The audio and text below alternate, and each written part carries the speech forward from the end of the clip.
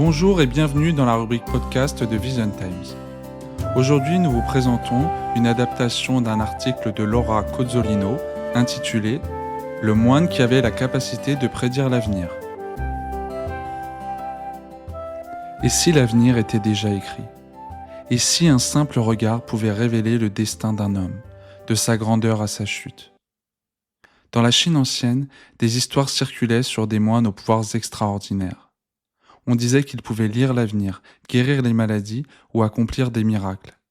Certains étaient célèbres, d'autres préféraient l'ombre, errant silencieusement parmi le peuple, observant en silence les soubresauts du monde.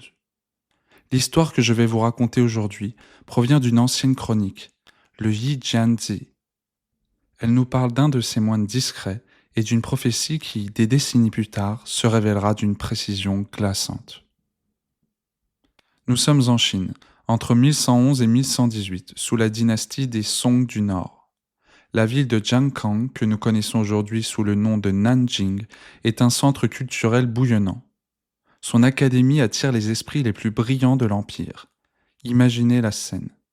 Le soleil filtre à travers les arbres de la cour du pavillon Yangzheng. Des étudiants, vêtus de robes traditionnelles, discutent de poésie et de politique. Et puis, un jour, un homme apparaît, un moine. Il ne dit rien, ne demande rien. Il se tient simplement à la porte, le regard perdu dans la contemplation des étudiants. Son silence est si profond qu'il en devient intrigant. Deux jeunes érudits, nommés Qian et Fan, le remarquent. Poussés par la curiosité, ils s'approchent. « Maître, qu'est-ce qui vous amène ici ? Qu'observez-vous avec tant d'attention ?»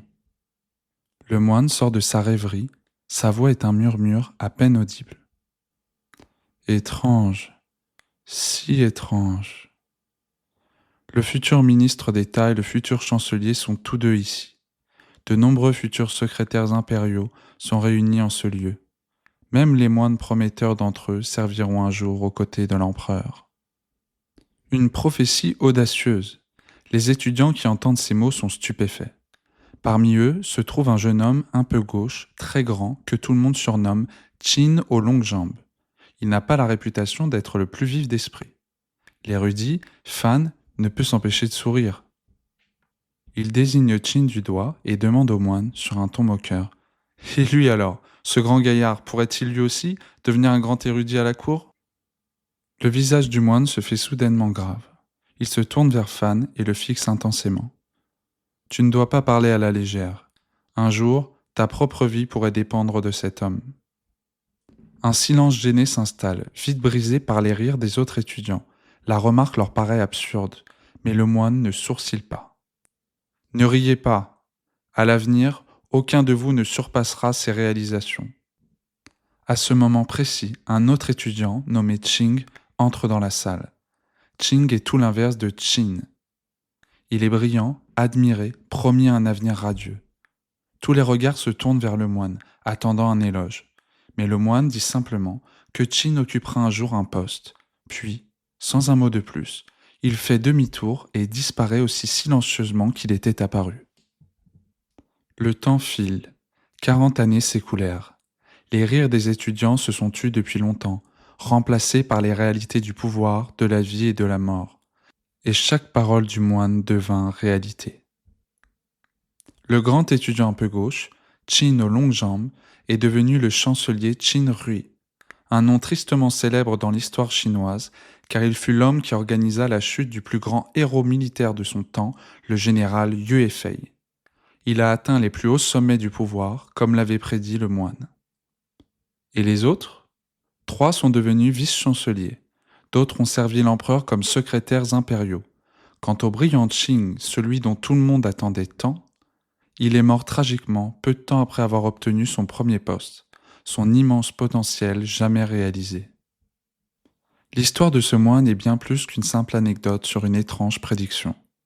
C'est un rappel puissant sur la nature du destin. Ce qui nous paraît humble ou insignifiant aujourd'hui peut détenir un pouvoir immense demain. Et l'éclat de la jeunesse n'est pas une garantie de bonheur ou de succès. La vision du moine ne s'est pas arrêtée au talent visible ou à l'intelligence.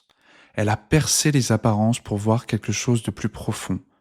Le destin, cette force invisible façonnée par le caractère, les choix et peut-être une part de vertu qui nous échappe.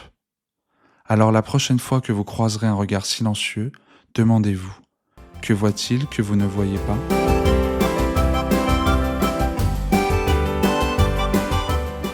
Merci d'avoir écouté ce podcast et s'il vous a plu, n'hésitez pas à le partager. Je vous dis à bientôt sur le site visiontimes.fr. L'extrait de musique que vous avez écouté nous est gentiment offert par l'artiste Tony Shen, que vous pouvez retrouver sur YouTube.